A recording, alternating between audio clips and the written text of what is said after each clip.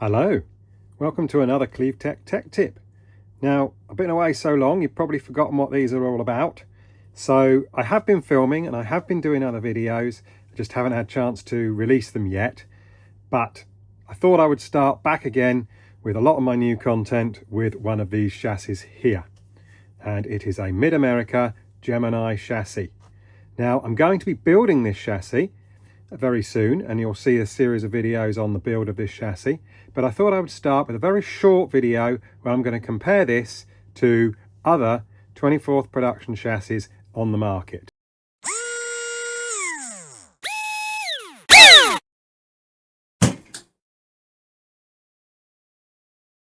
So what am I going to compare it to?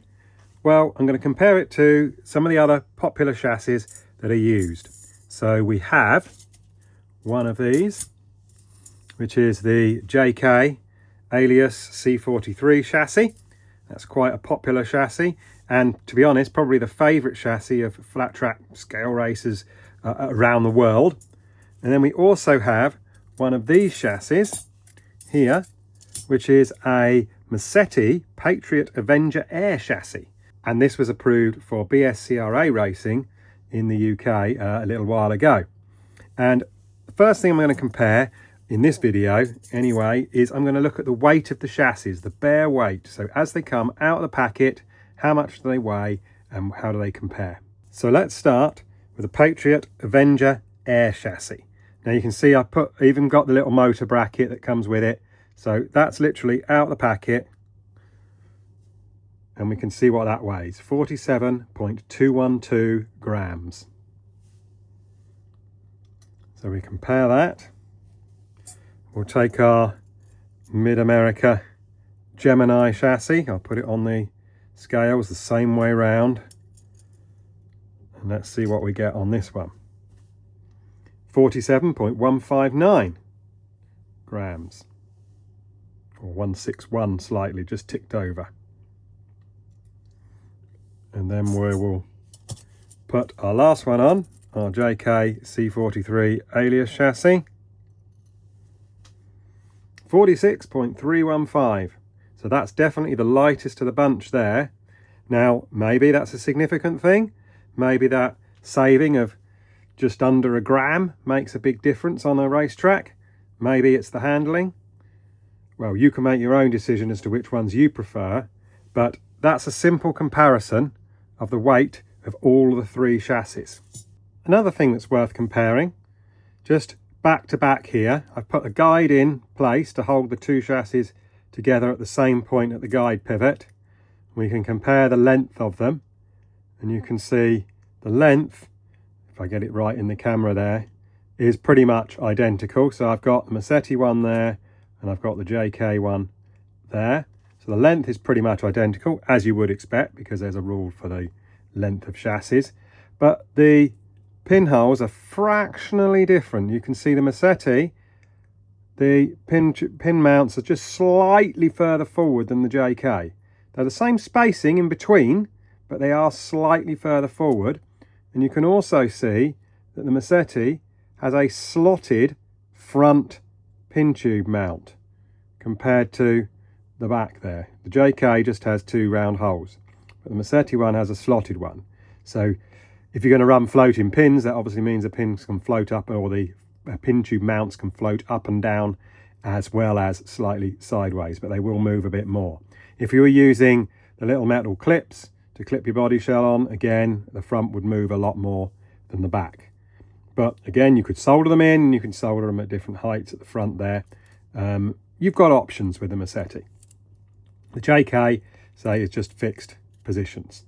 Another thing that's worth comparing is the front of the chassis, the front ears of the chassis, and where they sit. So again, I put them together. So I've got JK this side, Mezzetti that side. Now you can see in terms of width that they're pretty similar. Okay, the width of them is pretty much the same. I would say the Mezzetti might be a fraction of a mil narrower at the front than the JK. But then if I turn it round like this, so that the Mezzetti is now on top, again you can see where those front ears of the chassis sit, there and there.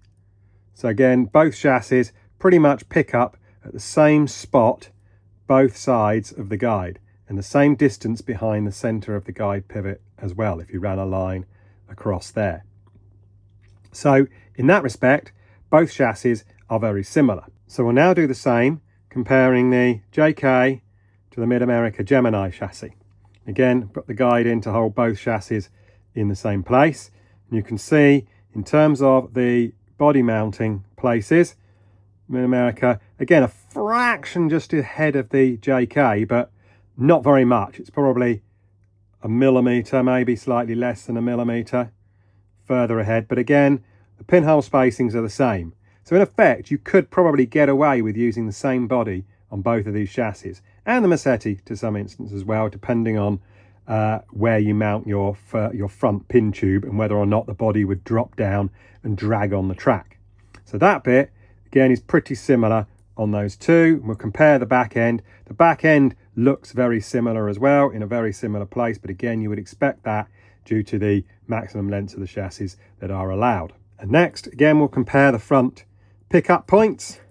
So we've got here JK on this side, Gemini on that side. And you can see actually the Gemini chassis is slightly wider at the front end. So the pickup points on the chassis are further apart than they are on the JK. Maybe that might give you a little bit more stability in the corners. Who knows?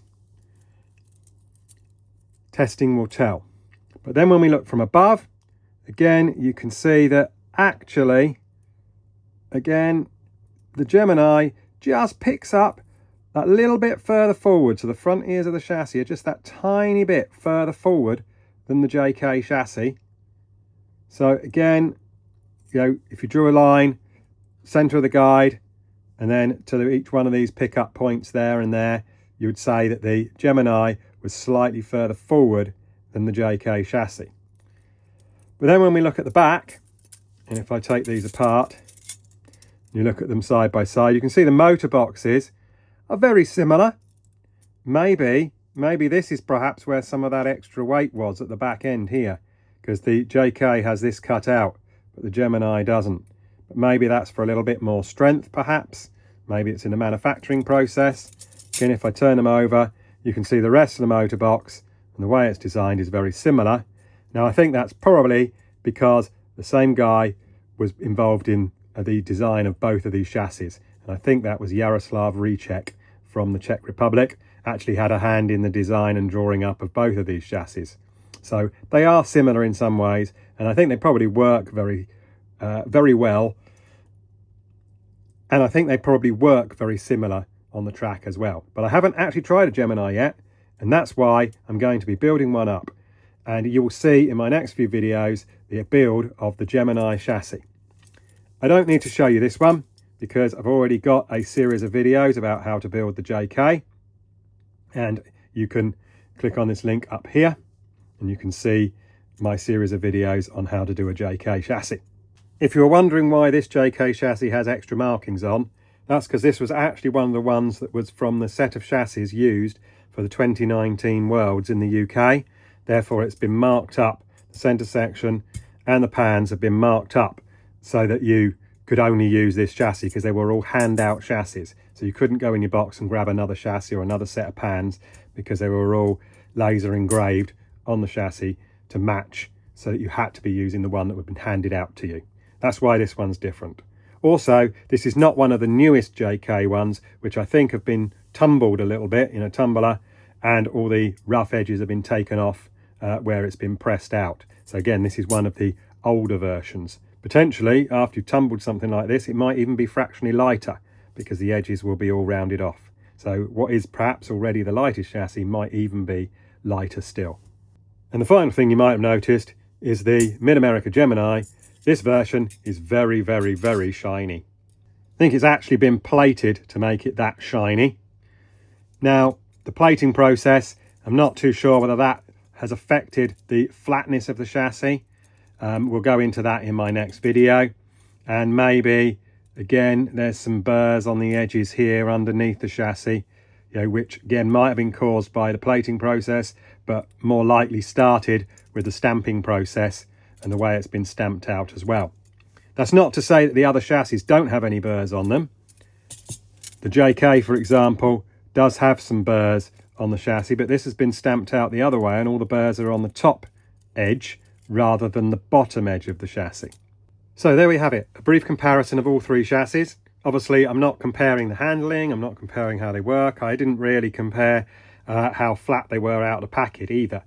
But in my next few videos, you're going to see the build of the Mid America Gemini chassis.